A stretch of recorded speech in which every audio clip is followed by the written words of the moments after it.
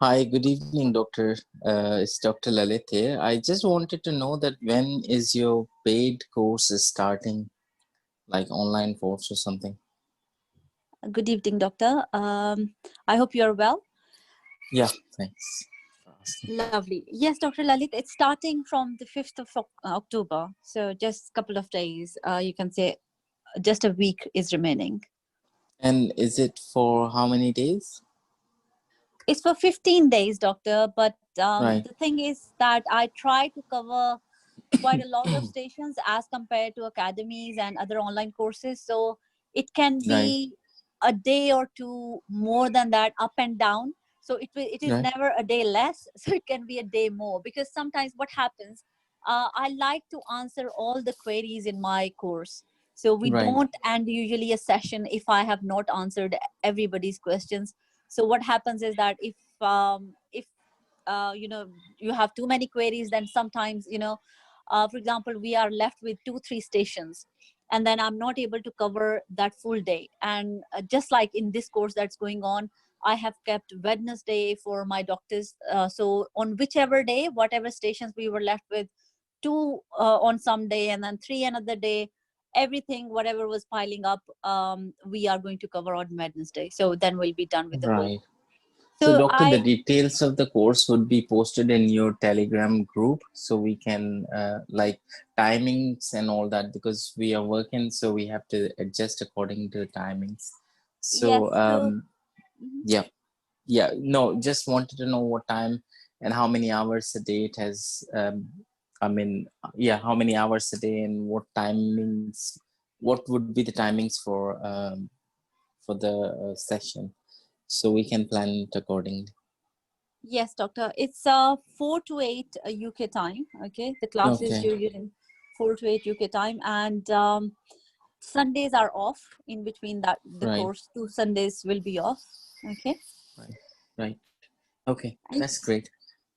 Yeah, lovely. we'll plan. Thanks. Right. Okay, doctors. So right. So we'll just wait for another 1 or 2 minutes. Anybody has any other queries, any other questions, even regarding any station, Plab 2 stations? I'm more than welcome to answer those.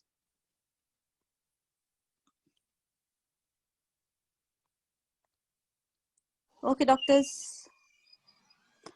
Just 1 more minute to go.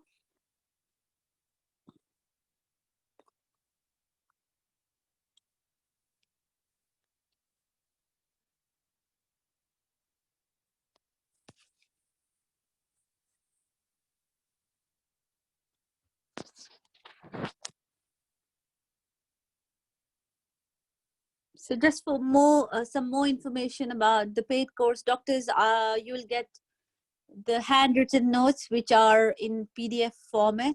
Okay. So you get notes, whatever stations we cover, you get the notes for those stations. Okay. Some doctors ask, are mocks included? Doctors, in £100, academies, how much do they charge you? £500, £600, right? And there's a lot of flipping over the pages, right? Stations are not covered properly. We go through every station, like until or unless we have digested that station properly, we don't move forward in my course. Okay, so whatever, and moreover I provide a structure. Okay, just like today, how I'm going to provide you a structure for the type of the station, just like that I always provide. I have grouped the stations together just to make your Plab 2 life easier. I know I have been through this, and I know that, how challenging it is. The stations, they keep on including new stations, but if you have an approach, it's not it's not difficult for you to actually cover any new stations as well. Okay, if you have an approach, maybe for example, it's a new condition that you have never studied. We all, for example, when I appeared. Hi, doctor. Hi. When I appeared in exam, eczema was never there. Before that, eczema station was never there. But because I had an approach and I remembered eczema management from my Plab 1. Okay. So I passed the station. I passed eczema station. Just like that, there was another station like there was a medication counseling station. So I had an approach how to go through a medication counseling station. It was a new station where a lady was coming, her thyroid, it was that station appeared very first time in my exam. That lady had some thyroid problem, and she came first time, and she had some other medical conditions going on, but obviously I had a structure, I had an approach, and I passed that station as well. So new station shouldn't be a problem as well, as long as you have an approach. What type of station it is, you have to, first of all, you have to categorize them. Okay, once you categorize them, you should have an approach. Okay. And usually whoever doctors who are not even attending my course, I would always advise that make your life easier by studying the stations under symptoms. Okay, especially the history and diagnosis types of stations, please study them with symptoms. Okay, for example, a patient is coming to you in your Plab exam with cough. So all the cough stations, all the shortness of breath stations, all the headache stations, categorize them in one place. So these are my DDs for headache. These are my DDs differentials for chest pain, for example. These are my differentials for for tummy ache, for example. Okay, so just like that, try to study like that. Your life will become much more easier. Okay. All right, doctors. So let's start our session today. Okay, let's see how many people we have here. Right, quite a few. Okay, doctors. So treatment refusal, doctors. Doctors, I usually in my paid course, I like to keep everybody unmuted so that you can stop me anytime if you are not unable to grasp anything. You can just stop me and you can ask me questions. But because here we have quite, a huge number of people, so I'll keep you all muted. However, at the end of our session, if at all anyone has any queries, any questions, if you are still not clear about something, we can discuss that, okay, at the end of the session. So I'll keep you all muted at the moment. Okay, lovely, so that there are no interruptions in between. So whenever a patient comes to you in your Plab 2 stations, okay, and the patient is refusing the treatment, what, first of all, doctors, you should have the information. You should, all the ethical station, this is one of them. I always tell my doctors whenever I'm teaching Plab 2, I'm always telling that you should always make sure that you know the law. Okay, you know the basic rule. All right, why you should know the basic rule? If until or unless you are not aware of the ethical guidance yourself, how are you going to tell the patient? Okay, so you should know it very well, first of all. All right, what is the ethical guidance? So in these stations where the patient is refusing treatment, you should know that when my patient can refuse a treatment. Okay, your patient can refuse treatment if, okay, doctors, doctors keep on joining, so I have to mute everybody.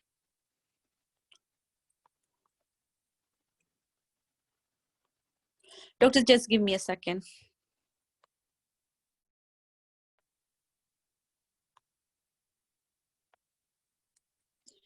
Okay.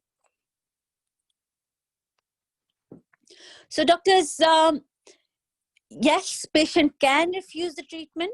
Okay, as you can see here, patient can refuse the treatment. All right, patient can refuse the treatment, but it has to be an adult patient. Okay, first of all, it has to be an adult patient, as well as patient having mental capacity. Okay, if the patient has mental capacity, they can refuse their treatment. Right now, what is mental capacity, doctors? Okay, what is mental capacity? Mental capacity means that Do they understand what their condition is? Okay. Do they have the knowledge about their condition? Okay. And do they know that what treatment we were supposed to give them? All right. And if we were giving them that treatment and they are not accepting it, now if they refuse this treatment, what will be the implications? What will be the consequences of not accepting the treatment? Right? I hope you are clear so far, doctors, that what is mental capacity, telling the patient. Okay, actually at some point when you have gone through the history, when you are done with your history, you will ask your patient that, do you know what medical condition you're having? You'll ask them that how much knowledge they have about their medical condition. Okay, actually you will want them to narrate them to you. Okay, and in case patient cannot narrate the medical condition they have, you will tell them what is your medical condition. Okay, and do they understand? Okay, you will try to see that, does my patient understand what their condition is? Okay, do they understand the treatment options? And do they know that if they refuse this treatment, what can be the consequences? Okay, what can be the consequences? Right? And all of this information that you have provided them, for example, about their condition, about the treatment, can they retain this information? Okay, can they retain this information? And can they form informed decisions? Can they make informed decisions after that? Okay, now applying it practically, okay, when you will be checking for the mental capacity, two things you have already done. Once you have finished taking the history, you will ask the patient, do they know about their condition? Okay, so you have, that means you have checked the knowledge of their condition. Okay, now another question you'll ask them, well, Mr. Albert, do you understand that? Or you first of all, you'll explain to them. You will explain to them that, Mr. Albert, if you don't understand, if you don't accept this treatment, or if we don't give you this is what can happen. For example, you are not, patient is coming with sepsis and not accepting antibiotics. Okay, patient is not accepting antibiotics. What will happen to him? Right? It's quite risky, right? He can even, you will tell him that your blood pressure can fall, your, the sepsis can lead to multi-organ failure. Okay, and it can be even life threatening. All right, so you have explained to the patient. Now in a while, in a minute, you are going to ask the patient that, do you understand what will be the consequences? You have told him the consequences already, but you will ask him, you want to hear from his mouth that, does he understand what will be the consequences?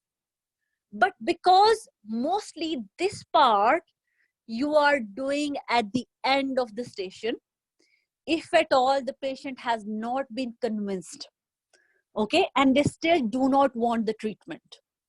So by now, when you are at the end of the station, you could have discussed with them already about their condition, about their treatment. What if they don't accept the treatment? What can be the complications? What can be the consequences? Okay. And then at the end, you will ask them that, what do you understand from our discussion? Why? Because you are checking for this retention of the information. Can my patient retain this information or not? Is he able to retain this information or not? Did he actually absorb this information? And asking him, after that you have checked that yes, he can understand, he actually reiterated or repeated what you said already. Okay, that means you are almost there. You have checked that my patient has capacity. Okay, and you would say that, Mr. Albert, does your decision of refusing the treatment remains the same? Yes, doctor, actually I still want to refuse the treatment. That means all the information that you had already provided him for his condition, all the information that you have provided him about the complications, you have made him repeat it, okay? And after that, you have asked him that, do you still have the same decision? That means you have also checked that he can make a decision now according to the information that I have provided. Okay, so you are feeling this is actually part of the ethical guidance of GMC. Okay, this is the ethical guidance according to which you will be working in NHS. Okay, so this is not just for the exam purposes, for Plab 2 purposes. When you are working in NHS, these are the things, these are exactly the things that you will be usually doing. Okay. All right, doctors, there seems to be some problem. Right.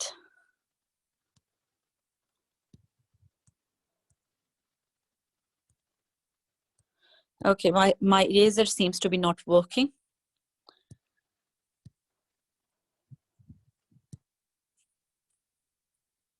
Okay, doctors, I have to stop sharing the file. Just give me a second.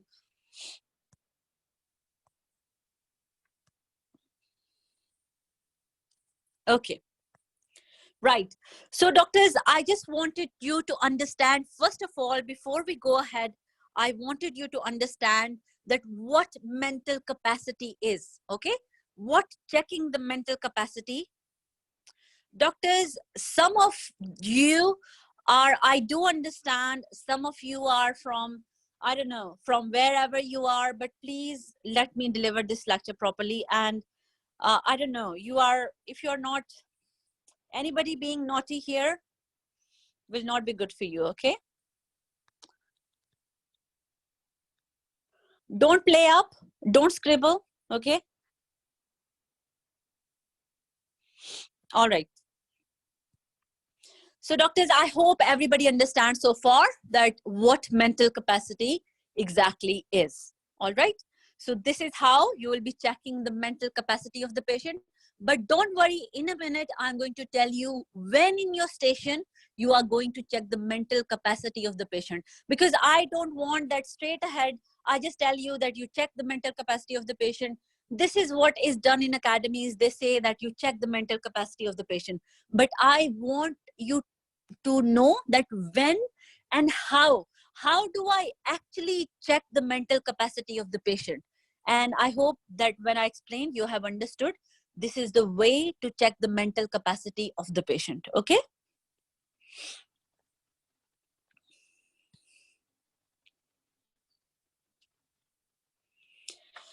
Okay, doctors.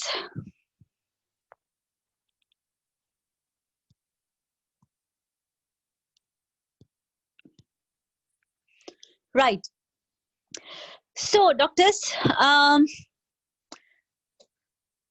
your patient, when your patient refuses the treatment in Plab 2 exam, there are different stations. Okay, the way your patient refuses treatment. Now the treatment refusal can be something like patient does not want antibiotics. Okay, patient does not want antibiotics, or patient does not want to stay admitted in the hospital. Okay, now what are those cases? For example, your ectopic pregnancy station where the patient does not want to stay in the hospital, or your infective endocarditis station where patient does not want to stay in the hospital.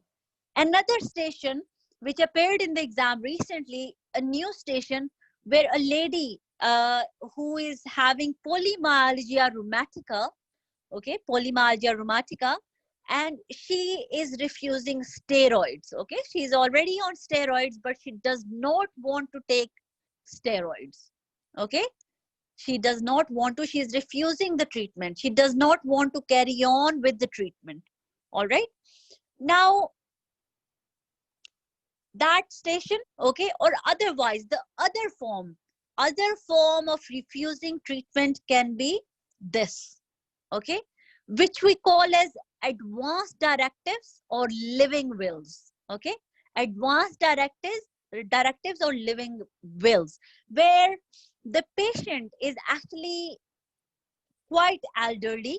Okay, or they have some condition, some chronic condition that is debilitating. So now they are fed up, and they do not want something what we call as DNAR. DNAR means do not attempt to resuscitate. Okay, do not attempt to resuscitate, or something what we call as DNA CPR. Okay, now DNAR and DNA CPR are two different things. Okay, DNAR means that do not give the patient resuscitation. For example, patient, when you need to resuscitate the patient, sometimes the patient needs fluids, patient needs, in order to treat the infection, they need some antibiotics, they need some steroid treatment sometime. Sometimes they may also need oxygen therapy. So if patient says DNAR, that means all these forms of treatment, oxygen, IV fluids, any IV medications, for example. But if the patient says, or if your task says that patient is refusing DNA CPR as well, okay, and also in the station you'll make sure that patient is refusing just DNAR or DNA CPR as well. Now, DNA CPR means that patient does not want you to do CPR, cardiopulmonary resuscitation, which is chest compressions in patient's language if we talk. Okay, so you have to ask the patient when you are in the station that, Mr. Albert, is it just that you do not want the antibiotic treatment and all, or you do not want the chest compressions as well? Or vice versa, if the patient says, I do not want you to revive my heart, or patient may say that please do not give me chest compressions, then it is your duty to ask him that, are you okay for us to give you other form of active treatments? Excuse me. So please make sure, please do understand that DNAR and DNACPR CPR are two different things. Okay, they are two different things. All right, so patient can come, patient, your treatment refusal patient can be two different types. Okay, they could be the patients who do not want the treatment right now. Okay, they are refusing the treatment right now, or there could be patients who do not want you to give the treatment, or they do not want to accept any treatment for the future. Okay, right. Okay, so doctors, what will you do in both the cases? Okay, in both the cases what you have to do is that whenever patient is refusing treatment, always ask the reason at the beginning of your station. Ask the reason from the patient that, may I know, okay, may I know why you do not want to accept the treatment? Now the reasons can be different. The reason sometimes, for example, in case of your PMR station, polymyalgia rheumatica station, where lady has pain, but she is still in pain. Okay, she has the rheumatica pain, that means pain on her shoulders and on her hips, right? That's what, where the pain is in polymyalgia rheumatica. So lady does not want to she does not want to accept the treatment, which is steroids, but she is still in pain. So somebody is still in pain and they do not want the treatment. Ask them the reason why. In case of PMR or polymyalgia rheumatica, usually she says because of the side effects. Okay, she says because of the side effects. At the same time, when we talk about our DNAR or DNA CPR station, where the elderly patient does not want treatment in the future, which could be in the form of DNAR or DNA CPR, when you ask him the reason, he says that, doctor, I don't want to, I'm done with my life. You know what, I'm taking so many medications since so many years, and I'm fed up with my life, I'm done with my life, I'm satisfied, I just want to go happily, and I don't want to be in trouble anymore. That's why I want to leave. Now in both the conditions, did you realize that person is still in pain, right? Person, the patient is not in best of the situation. So don't you think, I always tell my doctors, please always put yourself in patient's shoes. Okay, so it's, instead of just keep on saying I'm sorry, I'm sorry, I'm sorry, your sympathy should come naturally. Imagine one of your own, loved one, or any of your, god forbid, close ones, if they are in this situation. Okay, and then how would you feel? And just like that, when you imagine, automatically the things will come out of your mouth. How will you sympathize with them? Okay, so instead of, and I usually tell my doctors, please be yourself in your Plab exam. Usually they do not want any learned phrases or something like that. Okay, but I can still give you some example that how can you sympathize with the patient. For example, imagine this patient. Okay, this patient who does not want advanced treatment. Okay, he is telling you that, for example, now there are recently this station came as the one where your patient has lung cancer for a long period of time. Now he was admitted with sepsis. Okay, your DNAR or DNA CPR station, where patient was admitted with sepsis and he has lung cancer for a long period of time.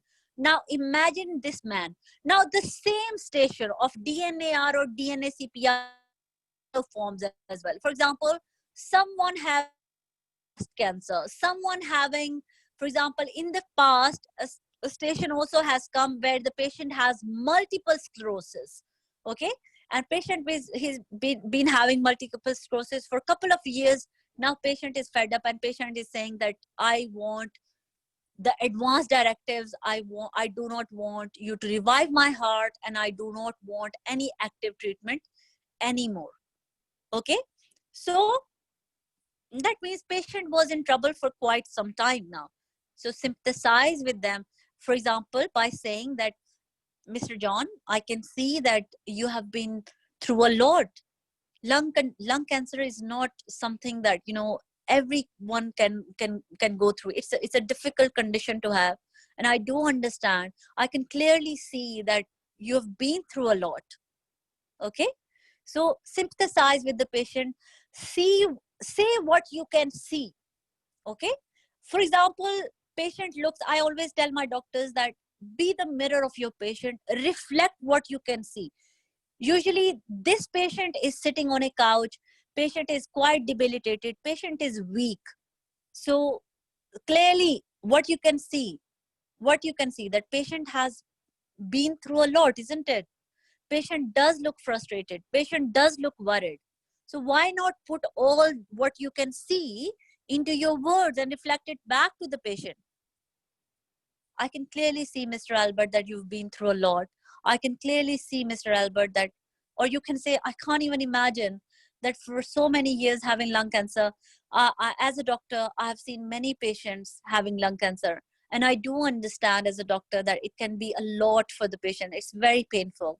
See? So you are not like this. If you are being yourself, no one can understand that, which academy you are coming from, because you are yourself. You are being yourself.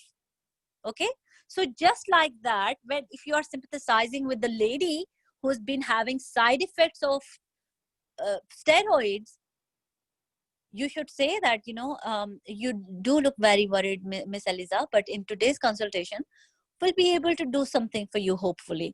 Okay, you do look stressed out, and I know that you've been through a lot in last couple of months.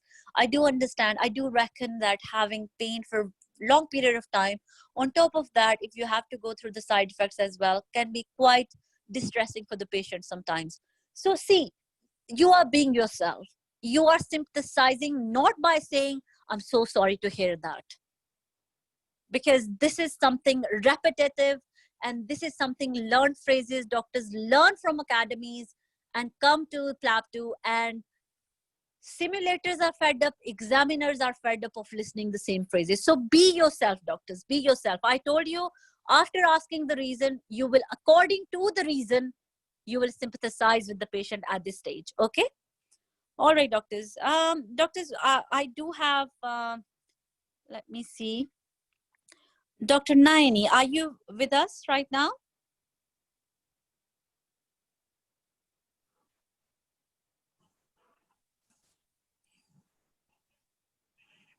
Hello, Dr. Asia. I'm there. Okay, lovely. Doctors, just to share something personal with you.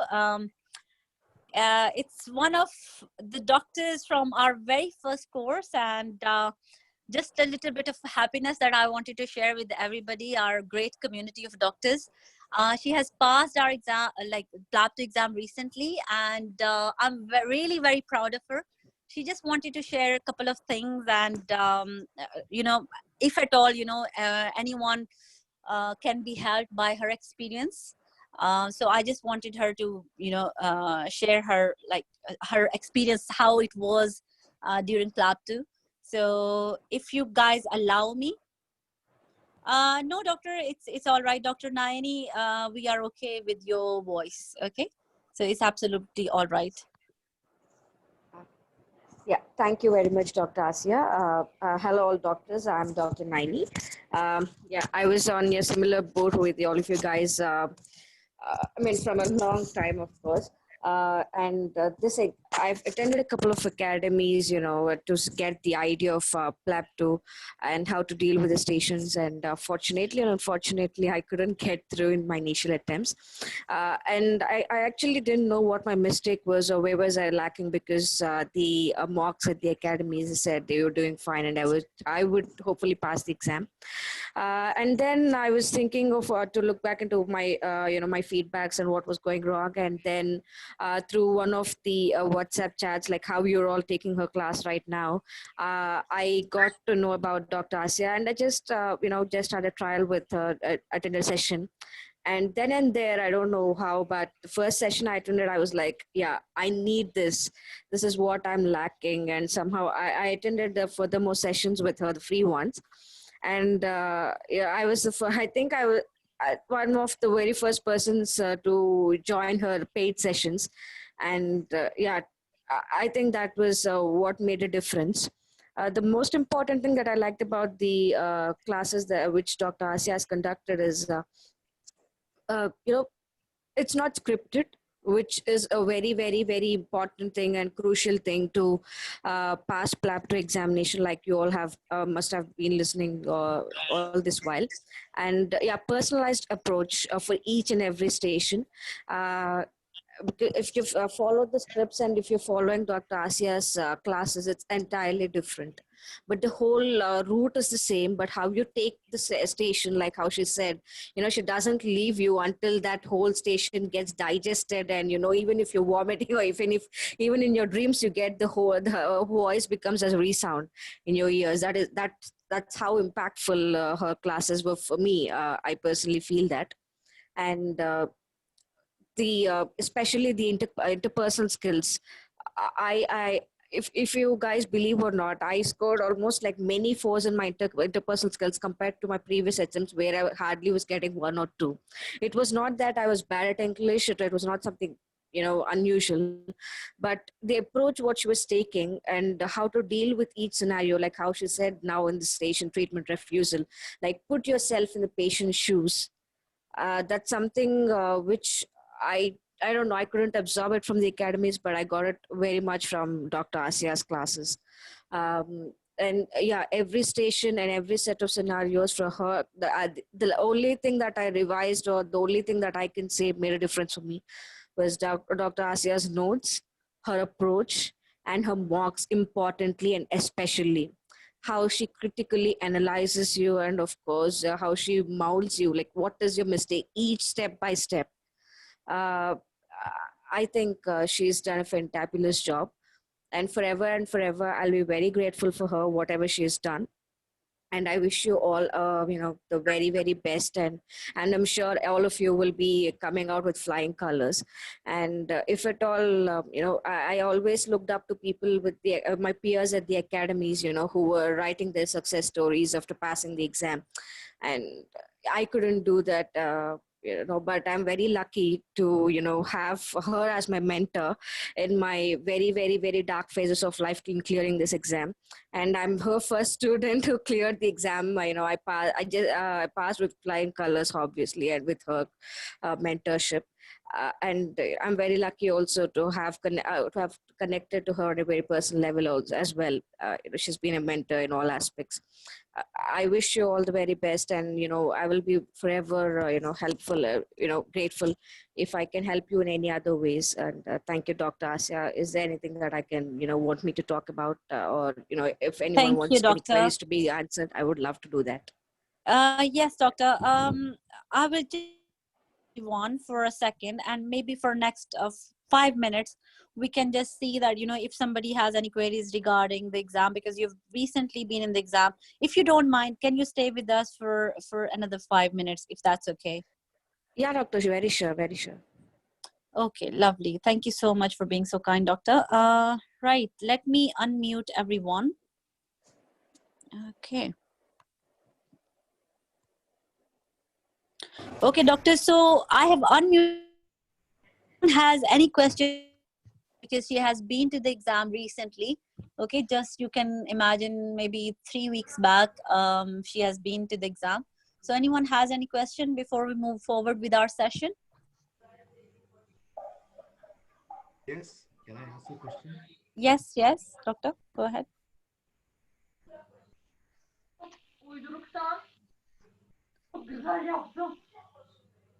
Doctor, somebody had a question. Okay, seems like everyone is happy. Thank you so much, Dr. Naini. We'll just go ahead with our session then. Thank you so much, Dr. Yes, Naini. Doctor. Just two questions, Dr. Asya, that I got from the chat. If you wish, I would like to answer them. Okay, there's a Would you question there. mind? You have a general tips for anything? Yes, of course, Dr. Naini. Please go ahead. Just Yeah. general tips. Hello, Dr. YCW. I don't know what that name is, but yeah. Is the exam different from the previous attempt? I took the exam pre-COVID, in the pre-COVID scenario and in the COVID scenario.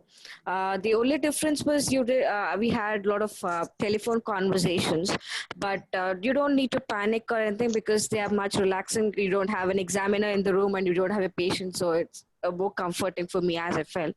And of course, there were less of examination stations and more of counseling stations. And the most important thing is some stations which you cannot expect as a telephone conversation are being given as a telephone conversation. But don't worry, you will have the scenario with you all the while, the case scenario with you all the while, and all the details will be given, and the telephone will be hands free, and you can just go on talking. It's not that panicky. It's relatively cool is what I felt with the COVID scenario exam pattern. Okay. On the other side of the coin is there are some new cases coming up. But yeah, like I said, attending Dr. Asia's course, any station, there's a pattern to how to approach. So even if it's a new station, I'm sure you will do well. Okay, thank you, Dr. Naini. Just Yeah. your top tips, with everybody, because you've been to the exam recently. Your top tips for the exam, we would love to hear. Yeah. So first thing is always stick to your notes. Go through your notes, front, left, right, and back, top to bottom, whatever, in all directions.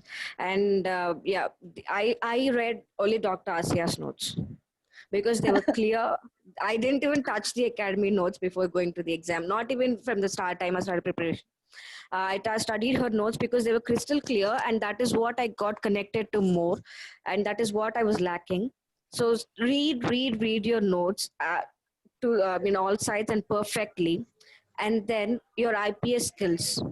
IPS is the most important thing, and the structure of the station, what you need to focus on and what you should stress upon in that particular station, and always checking on the patient, what the patient wants, and being cool is the only thing that I did. And if I can pass, you all can pass for sure. You became what a wonderful doctor. I can't tell you the last few mocks that we did. I was amazed. I was like, she does not know. She's asking me, Doctor, will I pass? And I can't tell her that you have exceeded anyone out there. You can just compete with absolutely anybody out there right now. But you wouldn't believe me on that day, right? Thank you, doctor. Thank you. I you owe were it to you. you were so fabulous at the end when we were conducting mocks. I was like, how do I make her believe that she is so fabulous? She's doing perfectly fine. You were just perfect. And you know what, I was little scared at the end that I don't know, she could get nervous. But then looking at your mark sheet, I was like, this is what I expected after the mocks. All right, Definitely, doctors. definitely, doctor. Okay, doctor. Thank you so much, Dr. Naini. I'll carry on with the rest of the session. Yeah, sure, doctor. And that was All the really very, kind of you. Hello, yeah, thank Dr. Naini. I have a question, please. Okay. yeah, doctor. Yes. Yes. First of all, congratulations, and Dr. Asia, you are doing very great job giving us these lectures. So my question is about that. Like, how about the examination stations, like in teaching stations, where more patient contact, like lower limb examination, upper limb examination? So, are they very important nowadays or not? Doctor, if you're asking particularly about lower limb examination or contact one, it will mostly be on a mannequin. Okay. But I think when we do, we have to touch, because they have some maneuvers we have to perform. So I think it's not possible. We need Yes. some patient. So, Yes, doctor. Yeah, I took the exam in very much starting period of during this COVID scenario. So when we had the exam, we had a pattern where there was limited access or limited stations which had patient contact or access. But there was a Simman station, however. We did all the maneuvers and we did all the procedures. We were told the findings. We were giving the findings from the patient, as well as the examiner was giving few findings. So it shouldn't really be a problem. You will be on the safer side if you follow the protocol. okay. Yeah.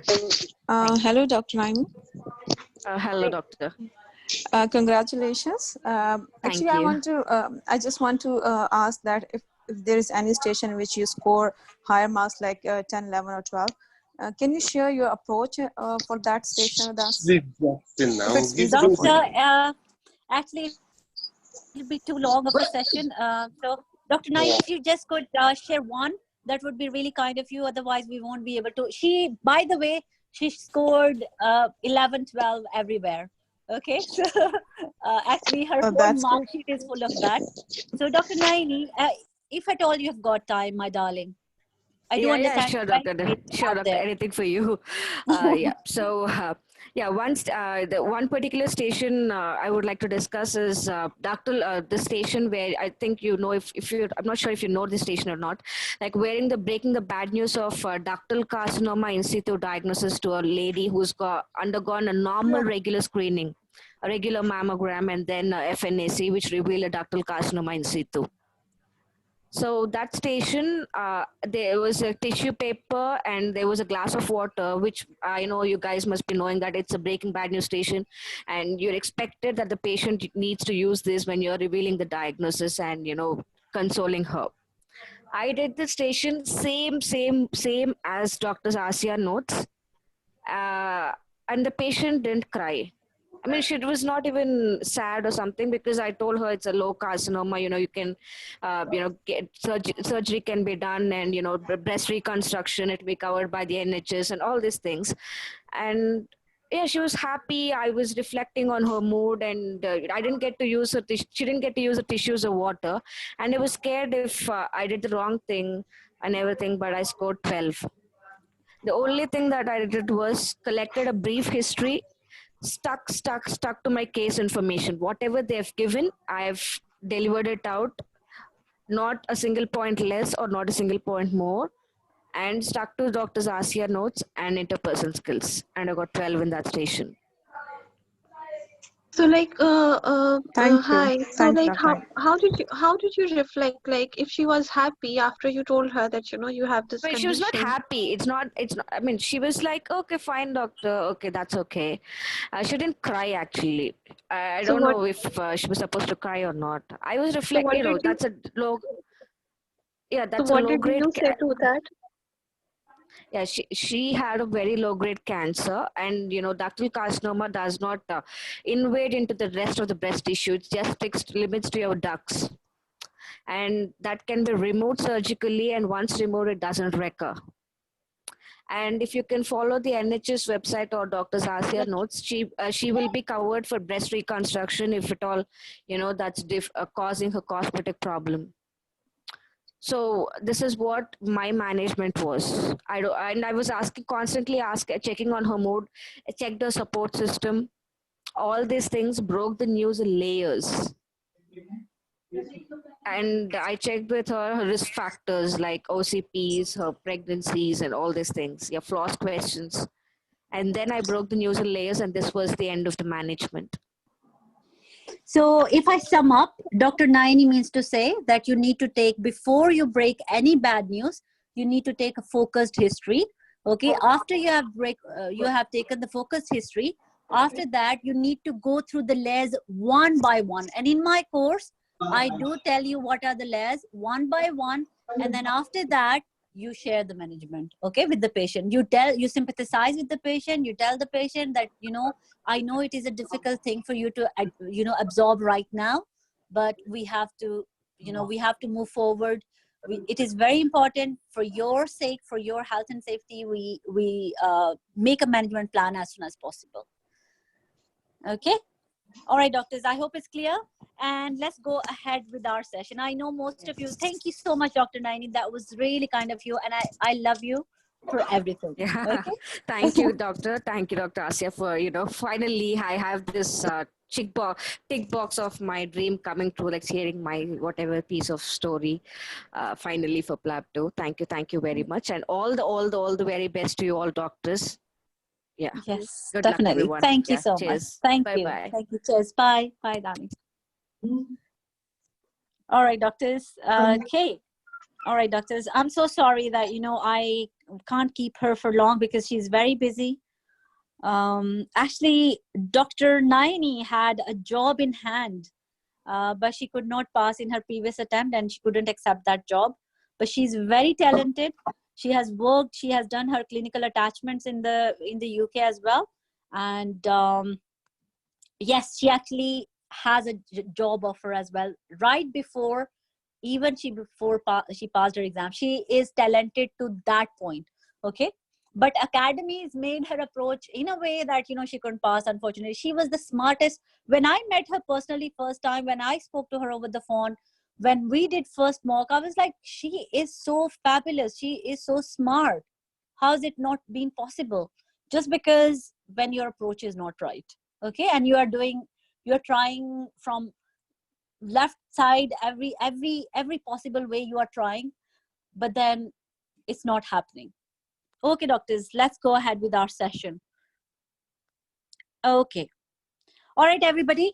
So, doctors, now I hope you understood what we have covered so far. We are taking 2 stations side by side. Doctors, I know I get very less time for these free sessions, becoming very busy. So whenever I conduct a free sessions, my aim is that I cover more stations, not just one station. I cover for you more than one.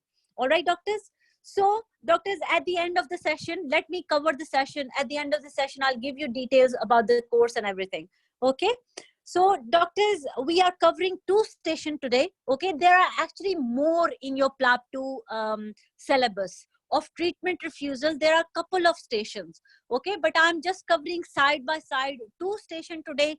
One station of DNAR, DNA CPR.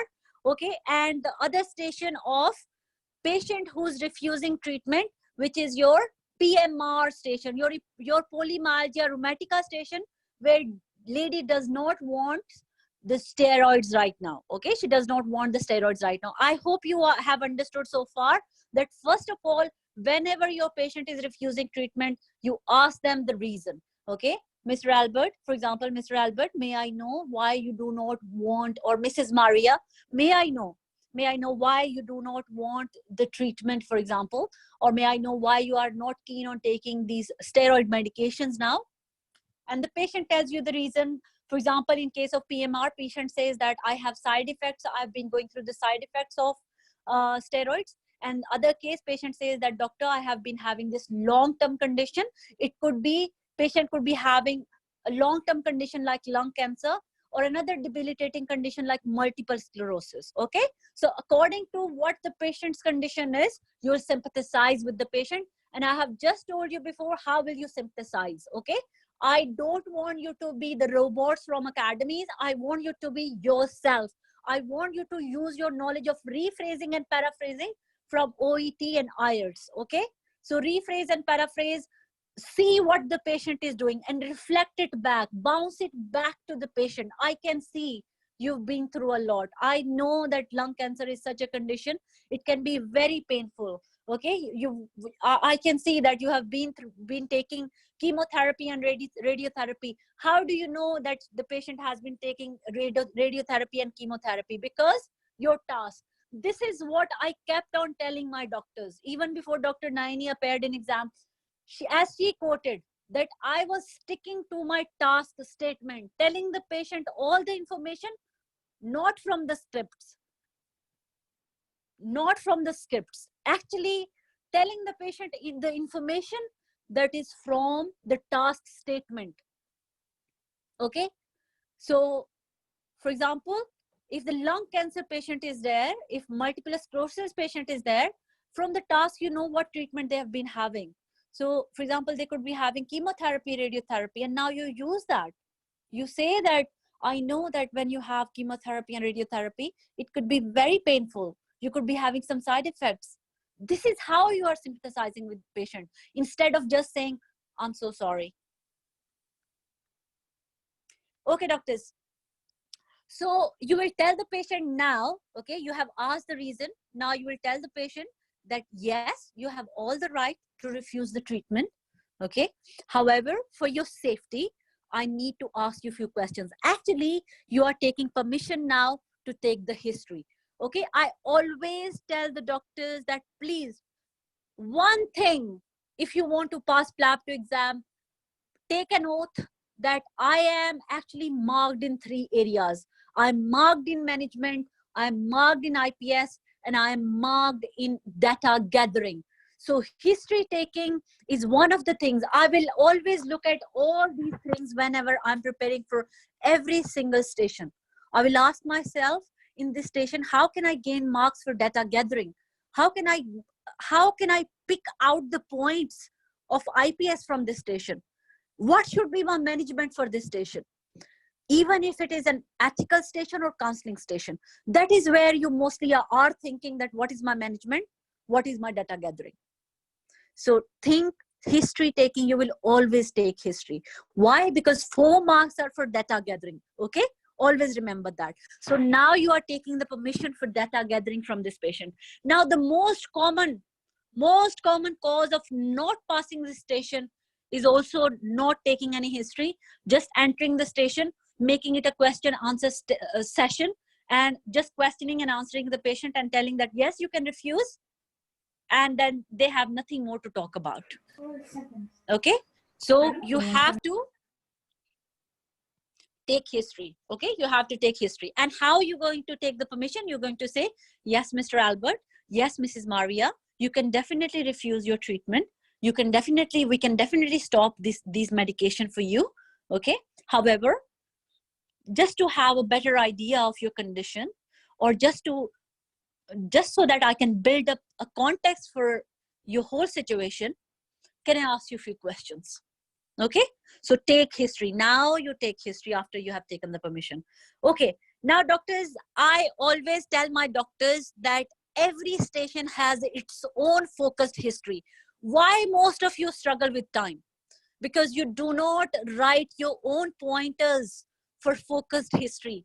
You are remembering that whole approach of history taking. You are memorizing everything from the scripts, and you are memorizing forever and ever. you are doing your second revision, third revision, going into the examination, you have studied 350 stations, 400 stations, and you still have not been able to reproduce it in your exam. Why? Because you can't remember anything now from all those long stories, those scripts that you have read. Is it possible for a human brain, by the way? It's not possible for a human brain. And the knowledge that you need for this exam has to be flawless, has to be polished. And why you are not able to reproduce? Because you did not have an approach. Because you do not have the focused history for that typical station. Okay? So every station has its own focused history. And you should take focused history for that particular station. Okay? So for example, for treatment refusal stations, what should be your focused history points? Okay? So they should be that first you explore the medical condition that the patient is having. Okay? For example, in case of lung cancer or multiple sclerosis, patient develops sepsis, they came to the hospital. This is the information you are getting from the task statement. So you tell the patient, can you please, Mr. Albert, can you please give me a quick recap of your condition? Or can you please give me a quick recap of why you came to the hospital this time? Okay, why you came to the hospital this time. Patient will tell you their whole story. Well, doctor, I had this chest infection, blah, blah, blah. But on top of that, I also have lung cancer. Now, I say to my doctors, I know it's lots of information that I give in my free sessions, but I am okay with that. I want this is my passion. Teaching is my passion, and I want most of you to be benefited by this. Okay? If I just wanted money, I would have not started my YouTube channel. I would have not done these free sessions. I have so much demand for my course that, even before doing the free sessions, I'm having so many more inquiries, alhamdulillah. But I want to help you doctors. That's why when you are exploring the medical condition, what approach you will use. Any medical condition in your Plab 2 exam, patient said, yes, I have high blood pressure. Or for example, in this case, patient said, doctor, I have lung cancer. Now you apply to it 3C approach. What is 3C approach? It's condition. First C is condition. Second C is compliance. Okay. Second C is, control. And third C is compliance. Okay. So what is condition? Mr. Albert, when were you diagnosed with this condition? Mr. Albert, when were you diagnosed with this medical condition? Okay. And then your second question, which is for control, how do you control it? Okay. Have you seen a doctor for this condition?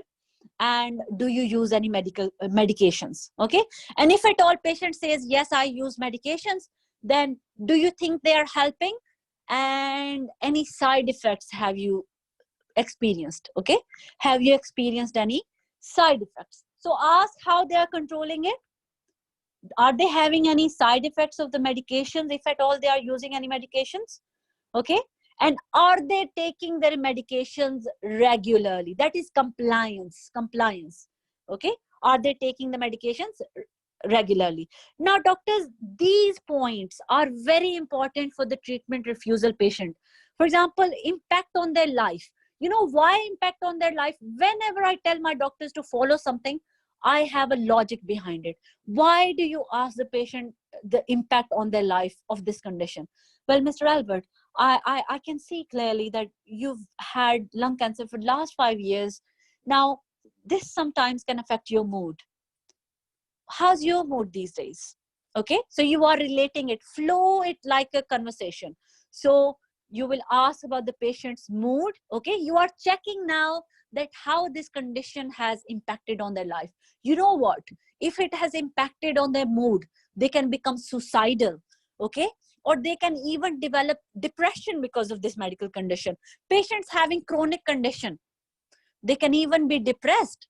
And because of their depression, because of their mental illness problem, that actually could be a factor making them to decide not to accept the treatment. So as a safe doctor, that is what GMC's requirement is from you. They want safe doctors, right? that have you checked the patient's mood? Why the patient made this particular decision? Well, doctors, the fact is any person in this world, we all want to live, right? We all want to save our life until or unless we are mentally stable. Okay? We all want to live.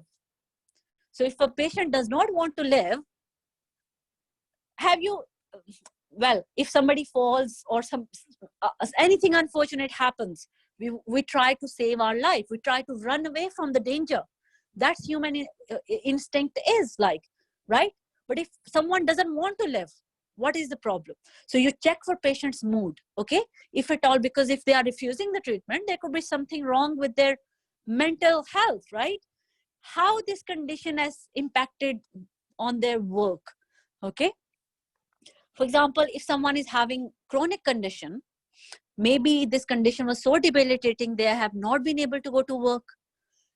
Take the example of your PMR, polymyalgia rheumatica.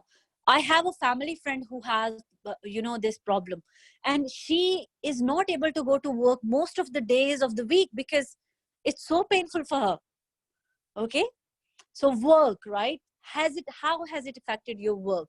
Okay, and are they able to sleep? Are they able to sleep because of this condition? ADS, activities of daily life. Are they able to carry on their day-to-day activities? Okay, are they able to carry on their day-to-day activities? Side effects of the medication. Side effects of the medication can also patient can get so frustrated, they want to stop the treatment now. They want to refuse the treatment now. Okay, so this is what you tell your patient, that have you experienced any side effects of the medication? Okay, and are they happy with the medical help so far? They could be just, probably they had a bad experience. It could have been like, something in the hospital, unpleasant they have come across, that they want to stop their treatment now. Okay, so ask that, how's been your experience? You told me because of your lung cancer you've been admitted to the hospital quite few times. How's been your experience? Okay, how's your experience? Are you happy with your medical help and care that we are providing you? Okay, and checking the patient, do they have any complaints about that? Okay, any problem? Patient can have complaints, patient can have problem. For example, patient in your infective endocarditis station, where the lady wants to refuse the treatment, she wants to go out the hospital, she's admitted in the hospital and she wants to leave. She wants to leave the hospital and she's on IV antibiotics, but she does not want IV antibiotics anymore. Okay, so in that case, she's not happy with the medical care, but when you ask her the reason is something else. Okay, the reason is that the staff is not letting her smoke. Okay, now that station has a little bit different angle, along with the treatment refusal approach. We'll do that station some other time, but just giving you example. Okay, sometimes the patient can be unhappy with their hospital stay as well, and there could be a reason why they are unhappy with their hospital stay. For example, in infective endocarditis station, lady is unhappy with her hospital stay because she wants to smoke, and in the end you find out that she is actually an IV drug abuser, and your task statement also tells you that she is an IV drug abuser. So you, at the back of your mind, you already have that, but you don't enter the station and tell the lady that you are a drug abuser. No. Okay, doctors. Anyways, these are your steps. These are your history points that you want to ask. Okay, and checking, does the patient has family and friends support? Because sometimes when they are lacking support, even then they want to refuse the treatment. Okay, especially in case of your DNAR and DNA CPR patient. Okay, where the elderly patient has been lonely for a long time and he says that, doctor, I've been lonely for a long time. I have a daughter who has arthritis, but she rarely visits me. So this guy has been lonely for a long time. His wife passed away with breast cancer a couple of years ago. Okay, and he does not have much family and friend support. Now, how it becomes a patient-centered approach, doctors? If you have asked about friends and family support, and the finding is positive. Why I call it positive? He said that I don't have much visitors. I don't have much family and friend support. So you offer him something at least. I'll tell you what are you going to offer this DNA or DNA CPR patient who do not attempt to resuscitate, DNAR. Okay. All right, doctors, ask the patient, do they have enough family and friend support? Okay. How do you ask it? Doctors do not say, I see many doctors who ask the patient, do you have any family? Everyone has a family. You ask the patient, do you have any family members living close by? And it is not necessary in the UK that to have the family support, they should be living with you in the same house. No. Say, do they live close by? Any family or friends who live nearby? Yes, doctor, I have a daughter. Okay. And then ask him, is she supportive of you? Any close friends at all? Yes, doctor. Are they supportive of you? Okay. So just checking patient's support system. Okay. Then doctors, any financial challenges? Again, we all know sometimes people can get depressed. People can, get fed up of their life if they are having too much of financial challenges.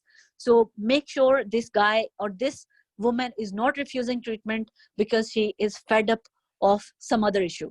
And financial issue could be one of those. Okay. Now, patient can also, there's a risk. Patient could refuse treatment if at all they are under the influence of any drugs, any alcohol, or if at all they have any mental health illnesses. Okay. Now, alcohol and drugs, where you can ask about it. You can ask when you're asking the patient the lifestyle questions. Okay. For example, your DESA question, diet, exercise, smoking, and alcohol questions. Okay. So you can ask the patient there. But I always advise my doctors that before asking about drugs, there are a couple of things in your history. For example, sexual history, your drugs history, you always need to signpost. Just like that, for drugs history also, you always signpost. Okay. You tell the patient that it can be quite offensive, or the question that I'm going to ask might be a bit offending, but this question is asked as part of consultation. And don't wait for patient's permission anymore. After signposting, after throwing that one sentence of signposting, just go ahead and ask your question of drugs. Do you take any recreational drugs by any chance? Okay. Have you ever used or have you used or are you on any recreational drugs at all? Okay. Don't say just drugs without saying recreational with it, because drugs means it can mean medication as well. Okay. Say recreational drugs. All right, doctors. So as I said, you can ask about DESA. Okay. But don't spend too much time asking about diet and physical activity. Why I call it focused history? Because those, even if you find out about this patient's diet or exercise, what will you do about it now when he's refusing the treatment? Nothing, right? So just ask for the sake of asking quickly if you have got time. Okay. Otherwise, just asking about drugs and alcohol is important here. Okay. What else is important in medical conditions? When you ask the past medical history, you can ask about any mental health issues as well. Okay. So we are done with pretty much with our history.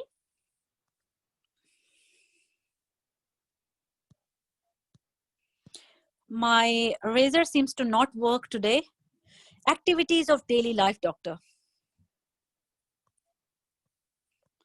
This is very irritating today that I don't know why my razor does not work. Okay, doctors. So doctors, now when you have finished taking history, okay, when you have finished taking history, you have asked about patient's mood, you've asked about patient's previous medical conditions, you have explored them properly in terms of 3C. Okay, you have explored that what is the reason why they do not want to accept the treatment. Okay, and you have after knowing the reason, you have synthesized. Then you have to taken rest of the history. You asked about patient's mood, you asked about any any other possible causes. Okay. All right. Then doctors, now you will thank the patient. Okay, you will say, thank you so much for answering all my questions. I'm so sorry, Mr. Albert, that I have overwhelmed you with so many questions. Now, Mr. Albert, in case of DNAR and DNA CPR, is quite ill. He is usually on a couch with a cannula in his hand and a he looks quite fragile and debilitated. He looks like he really has been through a lot. Okay, in previous scenarios where COVID was not there, well, ideally you would sit next to this patient, bend towards him, try to hold his hand, because sometimes he becomes teary as well. But now, because of the COVID scenarios, obviously you are not supposed to touch the patient, minimize touch with the patient as much as possible. So obviously you can't touch the hand or anything like that, but in your voice it should reflect that you can actually feel patient's pain. Okay, as I always say, put yourself in patient's shoes. I can't stress on it enough. Please try to feel patient's pain. Okay. Okay, doctors, now is the step where you would try to know about patients' knowledge of their medical condition. Okay, and this is like almost where your mental capacity, checking your mental capacity starts. Okay, so you will say that, Mr. Albert, can you please tell me how much do you know about your condition? Okay, if at all PMR girl is there, PMR lady is there who has polymyalgia rheumatica and she's refusing steroids, ask her, may I know how much do you know about your condition? Doctor, well, I know that this is a condition of muscle inflammation, but I don't know anything more. Yes, you are partly right. And then tell her the definition of PMR. Okay, if the lung cancer patient is there, then tell him that, how much do you know about your condition and what you know about your treatment so far. Okay, what do you know, that why you were admitted to the hospital this time, and why do you need to take IV antibiotics this time. Okay, so you are checking how much patient's knowledge is about the condition, and if they don't know, you tell them. Okay, you tell them why it is important to take IV antibiotics. And for lady who has PMR, tell her what is polymyalgia rheumatica and why she needs to take steroids for that. Okay. All right, doctors. Then doctors, if the patient is not convinced after you told them that why they need to take this treatment, this particular treatment, and if the patient is not convinced as yet, okay, if the patient is not convinced as yet, then you will check for mental capacity. Okay, you will check for mental capacity, as I have already told you what are the steps of checking mental capacity. Okay, so you will I wish I can, before I tell you the management of DNA CPR station, I will go through those steps again, because this lady, PMR lady, will be pretty much convinced. Okay, she can continue to take steroids. Okay, she will be pretty much convinced. So probably you don't need to do mental capacity then. If the patient is not convinced, for example, in your lung cancer station or your multiple sclerosis station, where the patient is having a cannula in the hand for the longest time, they have had this condition, even your station's statement says that patient is asking for advanced directives or advanced treatment or advanced wishes. They do not want DNAR or DNA CPR. Okay, so your station mentions as well, so in that station I will definitely check for mental capacity. Okay. All right, doctors. Then doctors, management of your PMR station, how will you manage it? You will, why the reason? Okay, now you will bring back her own story. When initially you started your station, do you remember I said to you that you'll ask her the reason, right? Why she wants to quit the steroids. Now, analyzing the examination after the history, okay, you would say that, Mrs. Eliza, um, I would also like to examine you now, okay, just for the safety purposes and just to check the progression, or just to check that how well the treatment is working. I would like to examine you. I will start by checking your observations, which is your blood pressure, temperature, and heart rate, as well as I would like to examine your musculoskeletal system or your muscles around your shoulders and your hip joint. Will that be okay with you? Yes, doctor, that's absolutely fine. Okay, so you have verbalized examination. Now you would say to her that, as you have mentioned, after you have verbalized examination, you would tell her that, Mrs. Eliza, what I have understood that you want to stop steroids. Now, first of all, please let me tell you that stopping this medication can actually all of a sudden or abruptly. You can say abruptly, but again, my advice is that don't use very complicated words for the patients. Use as simple, as comfortable language as it can be. Okay, so tell the patient that first of all, steroid medications shouldn't be stopped all of a sudden, because they can cause some side effects if we stop them all of a sudden. Moreover, may I know which particular side effects that you are worried about? Yes, doctor, they can cause weight gain. Okay. Now, always I tell my doctors, whenever a patient in your Plab exam is refusing something, even an admission, okay, if it is a hospital admission or a treatment, ask them the reason why they want to refuse it. Okay. And then when you know the reason, try to give them a solution. So always try to have a solution based approach. Okay, so give her the solution. Now say that, Mrs. Eliza, yes, you have a very valid concern, or you can say you are very rightly worried about this. However, let me reassure you that we will we'll keep monitoring you. Okay, we'll keep monitoring your weight.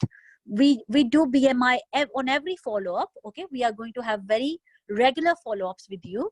Okay, and on every regular follow-up appointment, we make sure that we check your weight against your height, which we call as BMI. And if at all we are worried about, we'll take measures. Sometimes we can even give you medications so that you do not put on extra weight. Okay, as well as to control your weight gain, we can refer you to the dietitian so that she can make a specific diet plan for you. Okay, so you have given the solution to the patient. Now she may also ask that bodybuilders, doctor, are these the same steroids that bodybuilders take? Okay, so you should tell the patient that no, Miss Eliza, these are not the same steroids. The steroids that bodybuilders take, they are called anabolic steroids. As the name suggests, those steroids are for making their bodies strengthen, okay, or make them stronger. However, these are completely different type of steroids. Okay, and these are used for treatment purposes. Okay, they are used for therapeutic purposes, or you can say for the treatment purposes, and they are different from them. Okay, so you don't need to be worried about that. Okay, now our next step.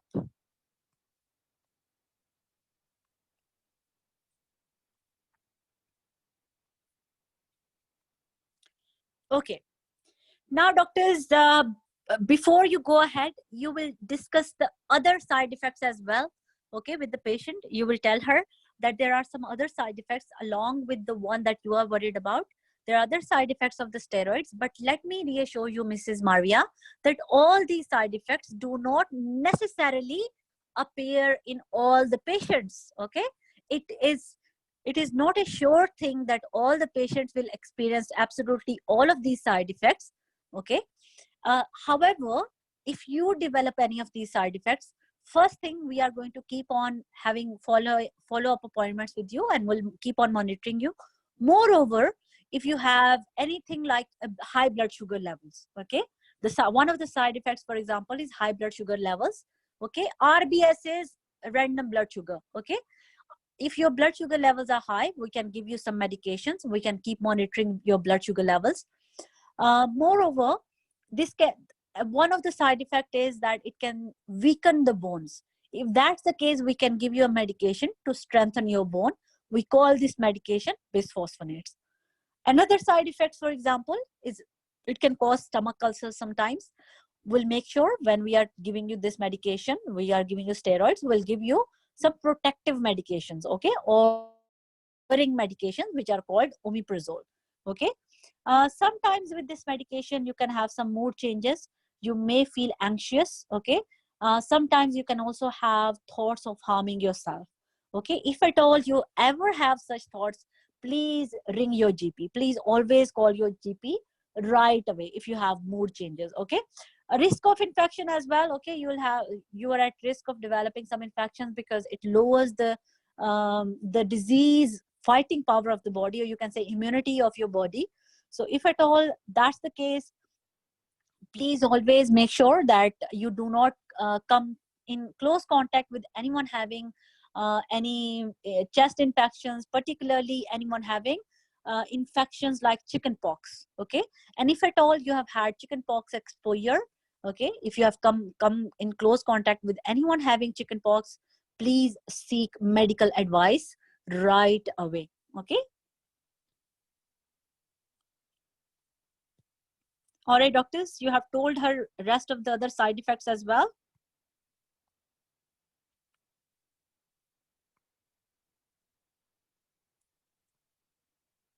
Okay. Now, what other things you will talk about with this lady? You'll tell her that there is a blue steroid cord. We could have given you on last appointment. Were you given that steroid cord? No. Yes, doctor, or no, doctor. If she was not given, tell her that we'll give you today. If she was given, tell her that please always keep that card with you. It is recommended that you put that card in something that you carry along with you. It could be a wallet or in your pocket, whichever you carry everywhere. You need to, particularly if you are seeing a dentist or a pharmacist or any doctor, make sure you show them your steroid card. Okay, steroid card. Moreover, at the end of today's consultation, I will also be giving you some written information about your condition, as well as I'll be giving you some contact numbers of regional support groups. Now in these groups you can meet people who also have the same condition and they are going through the same kind of treatment. And I'm sure, Miss Eliza, this kind of support groups can be very helpful because they can tell you different measures, different strategies, how they're coping with condition. Would you like to have that? Yes, doctor, I would love to have that. Okay. Then you will also say that, Miss Eliza, we will have a follow-up appointment with you in 3 weeks time, just to see that how you are doing, how you're getting on with your treatment, and we'll monitor you. We'll check, we'll do all the necessary checks as well. Yes, doctor, that's absolutely fine. Okay. And you will safety net the patient for giant cell arteritis, because polymyalgia rheumatica and giant cell arteritis are closely related. They can coexist, okay, in one person. If a patient has inflammation of their muscles around the hip joint and their shoulder, which is PMR, they can also have inflammation of their blood vessels around their head, which is giant cell arteritis. Okay, so tell her that at any time, if there is any problem with your vision, if at all you have pain while chewing or combing or while eating food, please let us know. Okay, please let us know. As these two conditions, as I said, doctors, PMR and GCA can coexist. So we have to safety net the patient for giant cell arteritis.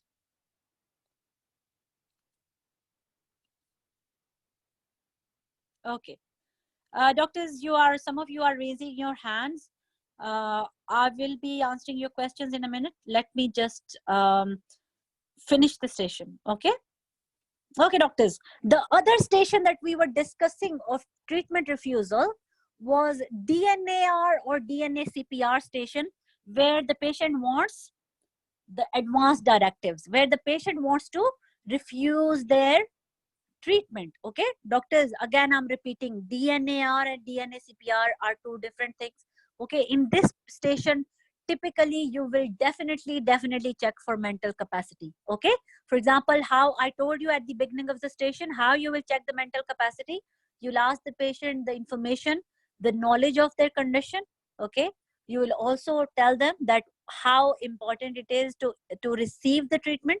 For example, if the man has come with sepsis, you'll explain to them that why it is important to receive IV antibiotics. You'll tell them that it can lead to multi-organ failure. It can be quite life-threatening as well. Okay, so then you will ask the patient that, Mr. Albert, do you know what DNAR is? Okay, you will ask him what DNA CPR is. If patient does not know, you'll explain to them what DNAR, DNA CPR is. Okay, and you will tell them that today, Mr. Albert, we have discussed lots of things, particularly about DNAR and DNA CPR. what do you understand about them? Okay, what do you understand about them? And what do you understand about if you do not receive the treatment? Okay, now you are checking, you know what? You are checking,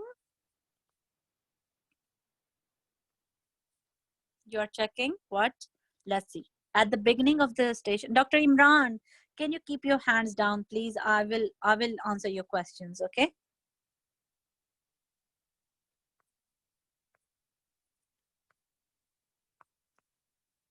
Okay. So remember, we discussed initially that we will check in mental capacity, retention of the information. So now that is what you are doing. Okay.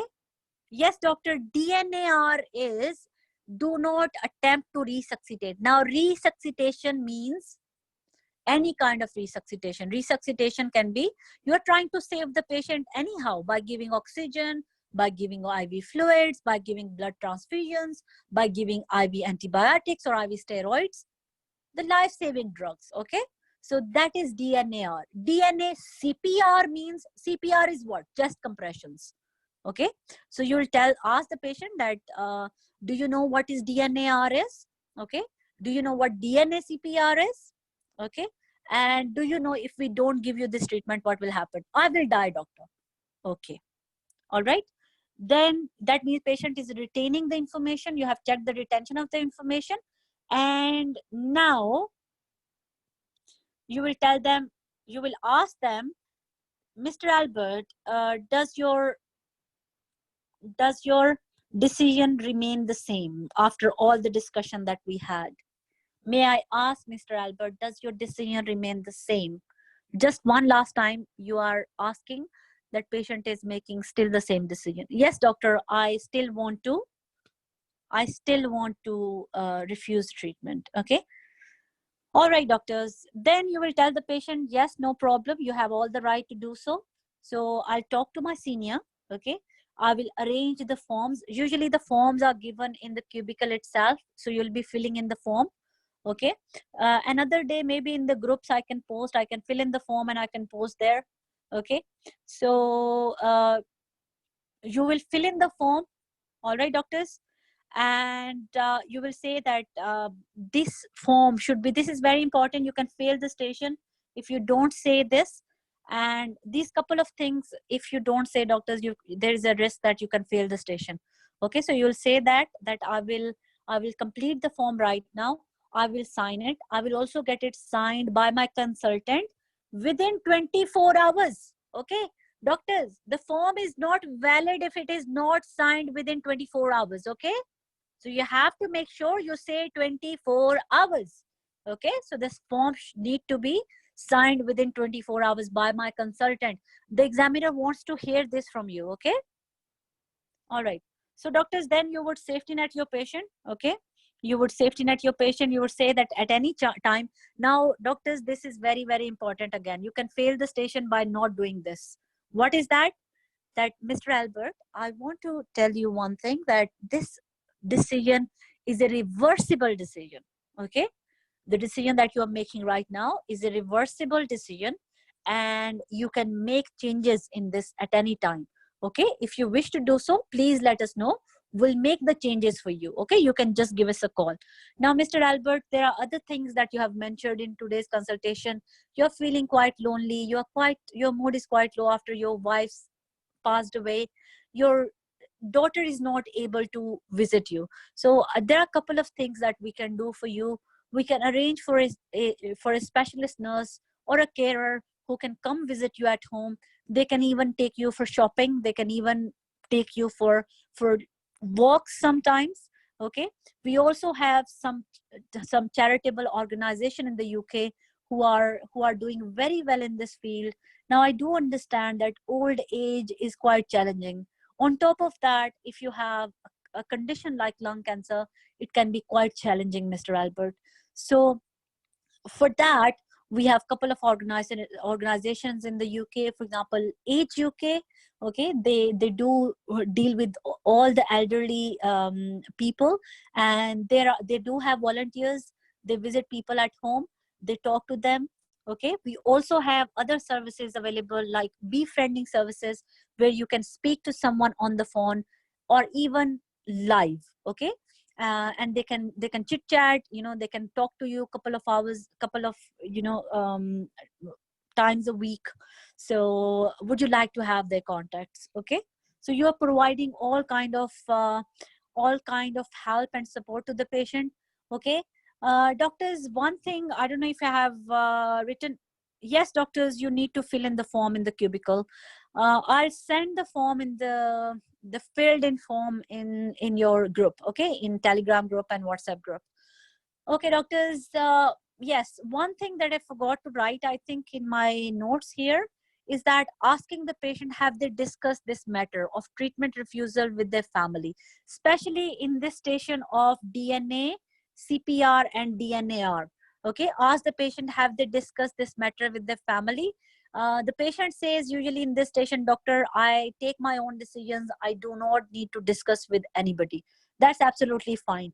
The only relative that he has is his daughter, and he says that he does not like to discuss with her.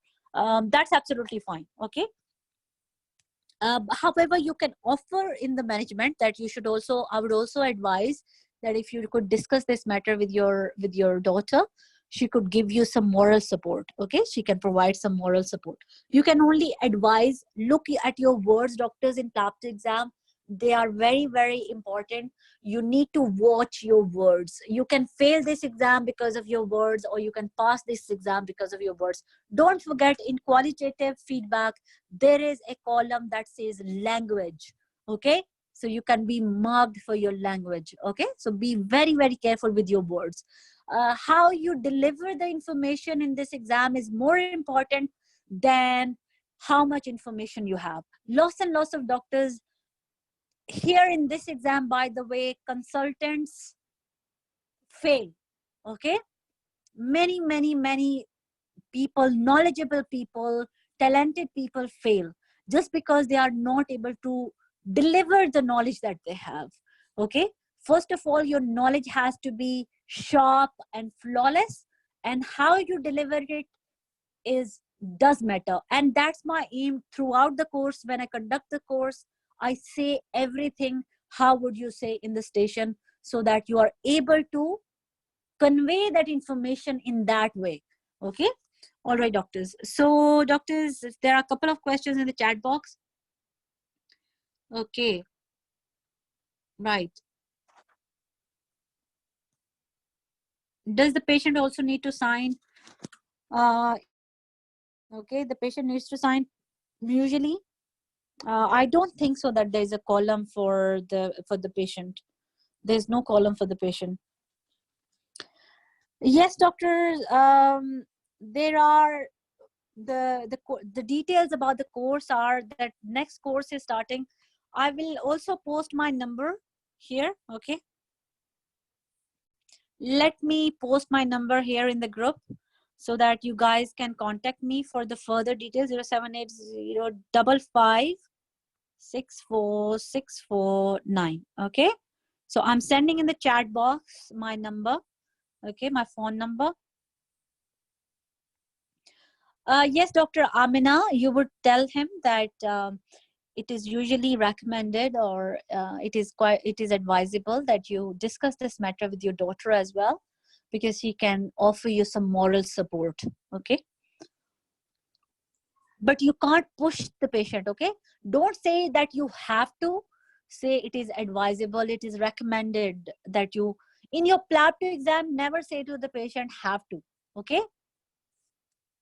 all right, doctors. So I have given my number. Doctors, new course is starting from the 5th of October.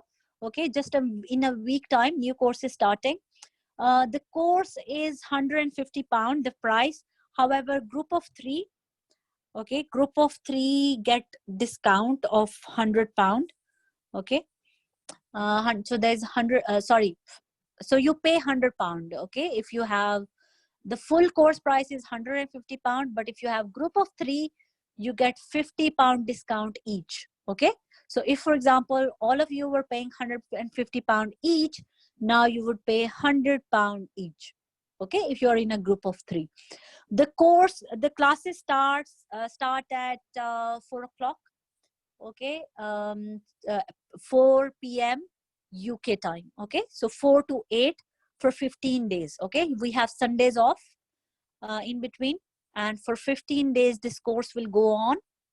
All right. If at all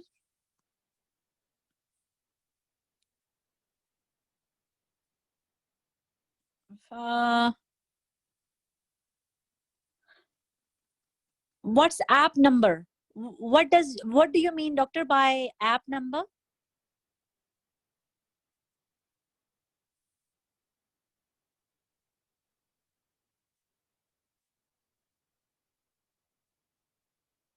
Okay.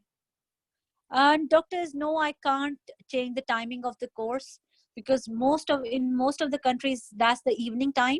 And for doctors, actually for me, the most appropriate time would be morning, because I would drop my girls to school. But again, for you doctors, I keep the evening time, because most of you are working doctors, and I want to cater a course according to your needs.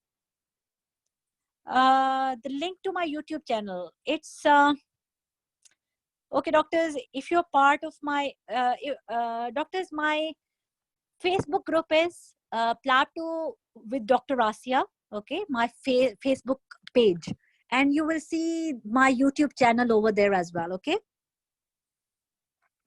yes, exactly, my WhatsApp number is here. I will post it again.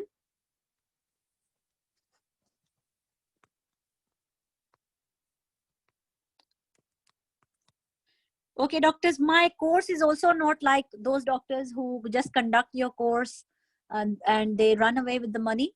I answer your questions until you pass your exam, okay? So you can eat my head until then. Sorry. My brain, I mean. Doctor, I do mocks, okay? But depends on the availability. For the early week of October, I am pretty much booked, okay? So the country code, okay, I'll put the country code as well.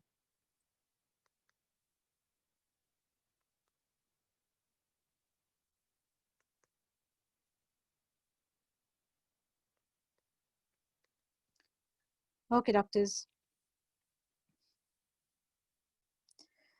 Dr. Amina, let's see, okay? You contact me, Dr. Amina, and you see if any of the friends are interested in the morning course, then maybe next course we can think of doing it in the morning, okay? For those doctors who are, who can, especially the mothers, I do understand they drop their kids to school and it's easier for them in the morning. So doctors, do let me know. I can do something for the morning as well. Maybe next batch, we can keep those doctors waiting. Coming batch will definitely be evening time. Okay. However, another course, maybe, then we can think of the morning. Let's see. All right, doctors, I'm going to unmute you all before I leave. Unmuted all. Okay. I have unmuted you all. And if you have any questions, do ask me. I'll be here another 5 minutes. Doctors, there are 15 days, okay? There are 15 days of the course. At all, you miss any day, I can give you access to the recording. But again, recording will only be given for particular hours, okay?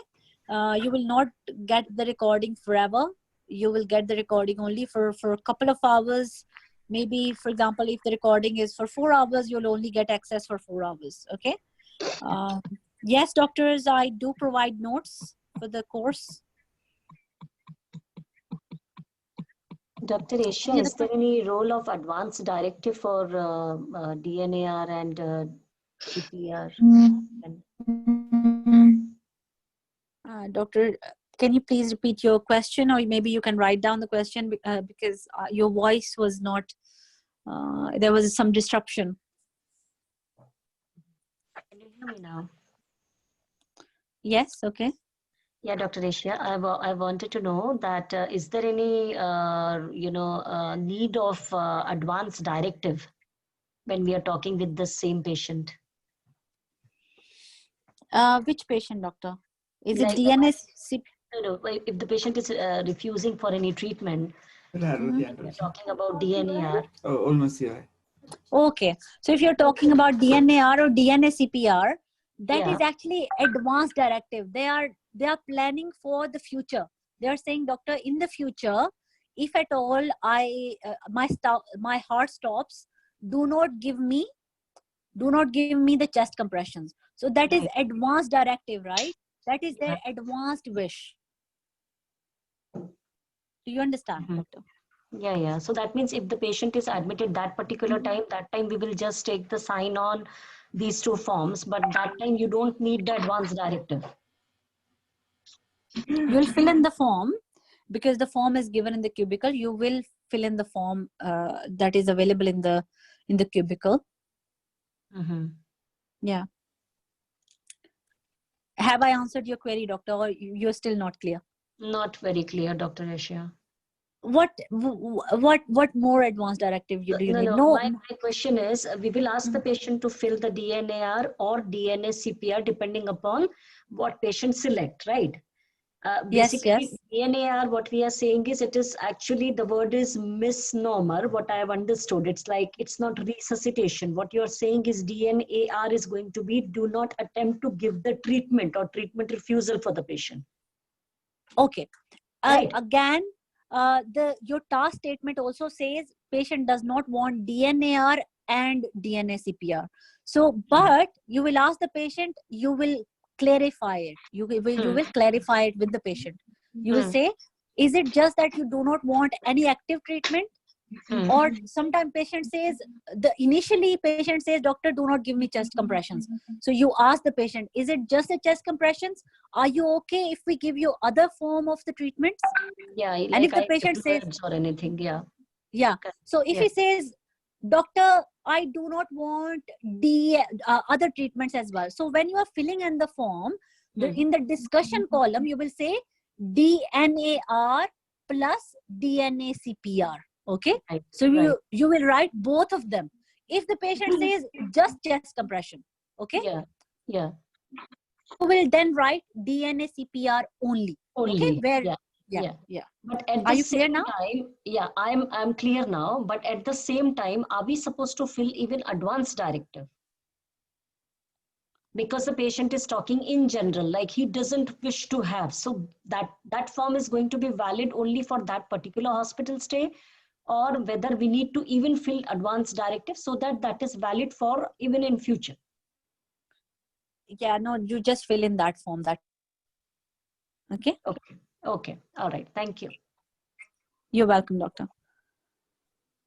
Okay. Yes, doctor, I'll try to upload my free session. I'm trying to upload them on YouTube. Okay. So probably we'll be done with them soon. Okay. On YouTube.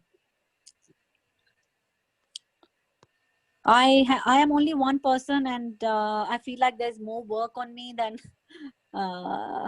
so yeah, I think I have to maybe think of an IT team now. Mocks, doctor, in 100 pound again. Doctors, everybody say 15-day course with lifelong you pass. Along with that, now in 100 pound you get mocks.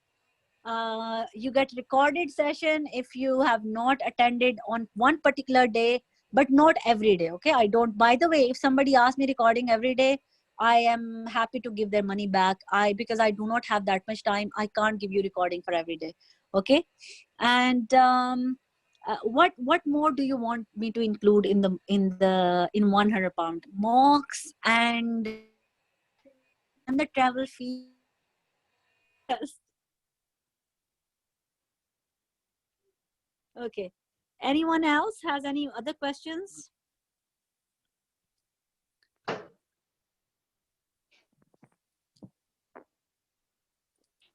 You're welcome, doctors. I hope everyone is happy with the session so far. Okay, doctors, if everything is good, then I'm going to leave now. Okay, and I will see you hopefully soon with another free session. Okay. All good? No more questions? Okay, lovely, doctor. Okay. All right, doctors. Dr. Azam, I do try to cover new stations, but depends how much time I have. Last time I did cover a new station of cystic fibrosis. Okay, so you can check that on YouTube. Again, is Plab 2 with Dr. Asya. I will always post my new sessions over there. Okay, or any free sessions. Okay, you're welcome, doctors. Take care and good night.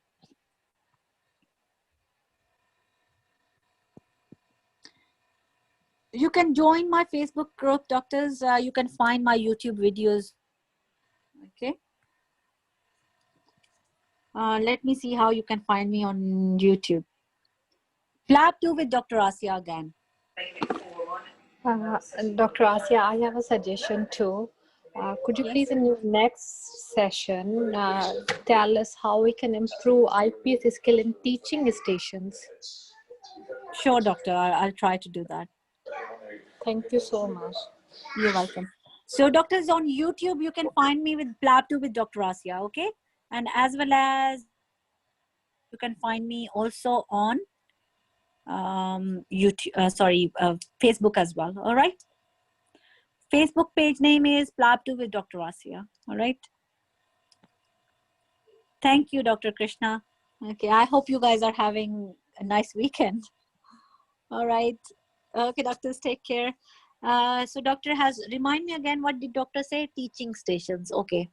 Okay, lovely. I will try to cover that soon. All right, doctors, take care. Bye. Doctor, by the way, the one who is asking me how do we improve ourselves in teaching station, can you go on YouTube and there is an ECG teaching station over there. Okay. So I have given you lots of IPS skills tips in that video. Okay. So find me on YouTube, Plab 2 with Dr. Asya, and then check out the ECG video, particularly ECG teaching video.